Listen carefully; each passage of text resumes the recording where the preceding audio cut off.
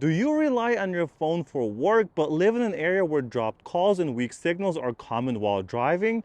Whether road tripping or commuting or working, staying connected is important, especially in bad weather. This HiBoost Cell Signal Booster is a possible solution for you, so let's check it out. Looks like this will do 50 decibels of maximum gain, remote monitoring, that's great to see. They're saying that it supports all US carriers. What else do we got here? Kit includes booster, antenna, inside panel antenna, DC power supply, and some accessories. So that kind of shows us how we're going to install it. Pretty easy. So we're just going to have the HiBoost little antenna for your phone right here. Then we're going to have the actual antenna on the outside of the car to get the signal from the station. Makes sense. And it gets plugged in somewhere. We'll see if it needs to be hardwired in or not. It also supports 3G, 4G LTE, and 5G signals. All right, and it has an app that we can use to monitor things. Let's see what's inside. All right, so here's the user manual. We have the Travel 3.0 car kit. So we're gonna have this supplied in the box. These would be a different version. A little bit of introduction, how to set it up, kind of same stuff that we saw in the box, but a lot more examples and how it actually works.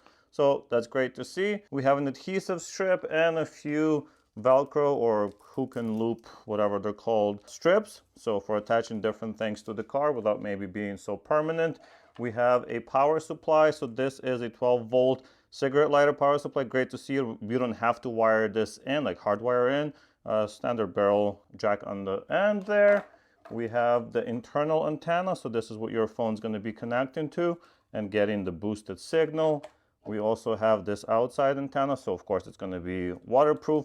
Pretty thick cable there. And we have the unit itself. This is actually pretty heavy. So lots of metal here for heat distribution and dissipation. All right, good to see. On this side, we have a USB port and the outdoor antenna jack.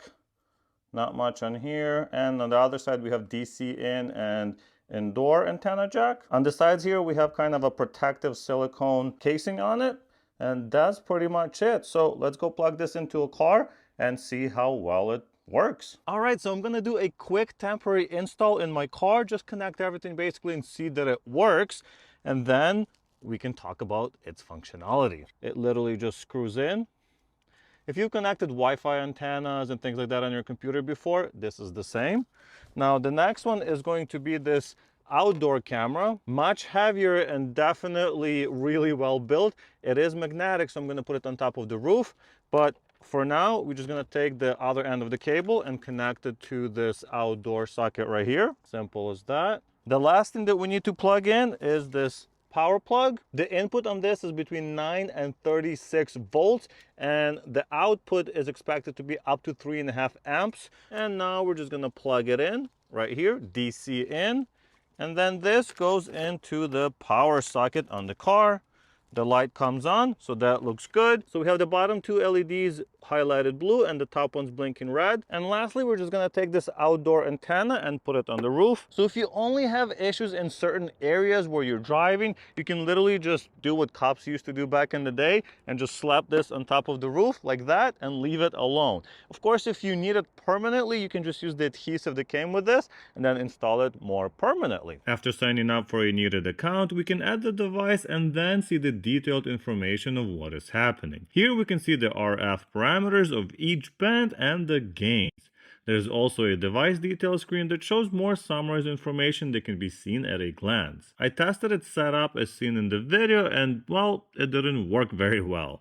To have good performance, the antennas cannot be on top of each other. More on that later. This is why I was getting a blinking LED, which indicated interference. After moving the antennas around, I was able to go from 0.72 megabits per second to 1.14 megabits per second, which doesn't sound like much, but it's actually 58% increase in speed. I was in an area that basically had no reception at all and was unusable to start with, and got a little better with the booster. All right, so it's the next day, and you may ask why? Well, because after I tested it yesterday, it wasn't as impressive as I first thought. And why? Well, because this LED was actually blinking and I didn't notice it or didn't think that it actually mattered, but it did. And what it was telling me is that the main antenna, the one that goes outside, was too close to the interior antenna. So what I've done now is routed it all the way to the back of the vehicle and put it on top as far as possible. You want your external antenna to be as far as possible horizontally and vertically from the internal antenna. So I've placed my internal antenna all the way over there. The external antenna is all the way on the back of the car on top of the roof. And now we have the device running. So as you can see, it's doing really well now. We are getting all this boost on all of these bands. So we have the LTE and all the other ones. But to show you that it actually works, what I wanted to do is go to this little hidden feature on the iPhone. So if we dial this number, it's actually going to show us the band and the strength in decibels of the LTE that I'm connected to. So at the moment we can see it's -96, which is actually pretty good. Anything under 100, so like 0 to -100, you want to be basically as close to 0 as possible. So if it's less than 100, getting closer to 0, that's getting better. If it's over 100, usually your signal is not going to be as good. So right now I have the device turned on and it's running. And as you can see, we are at basically 95 to like 99 decibels. So what I'm going to do now is turn off. So I just turned off our booster. Let's see what's going to happen. We're going to do this live. So if I refresh,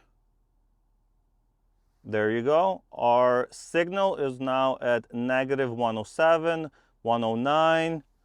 So it's going in the wrong direction, which is to be expected. So what this shows us that the booster was actually boosting by about 10 decibels. You can also see the bars go up and down here as we are turning it on and off. Of course, if you're in an area where the reception is worse than this, the boost will be more. This thing cannot go over 50 decibels of boost. I think that's basically illegal. And at this time, it doesn't really need to be boosted much more than it is doing now. If there is 0 signal, it will not do anything. It has to connect to the cell tower in order to boost something. So it can't create signal out of nowhere, obviously. Lastly, let's see if the speed actually changes depending on whether this device is turned on or off. So at the moment, it's turned on and we're getting about 400 megabits per second. So that's really, really good.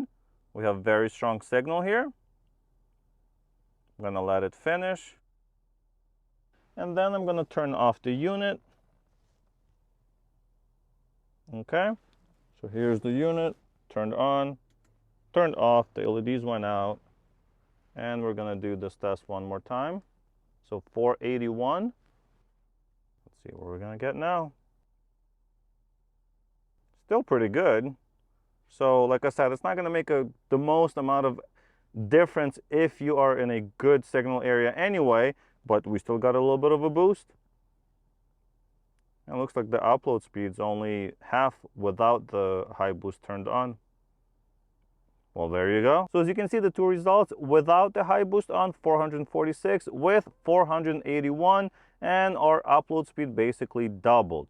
Of course, if you're in an area where the signal is not nearly as good, you'll probably have a bigger difference, but this clearly proves that this device is actually working, which is what I was looking for. Now I feel a lot more comfortable and confident taking it on a road trip. Thank you guys so much for watching, and I'll see you guys in the next one. Bye!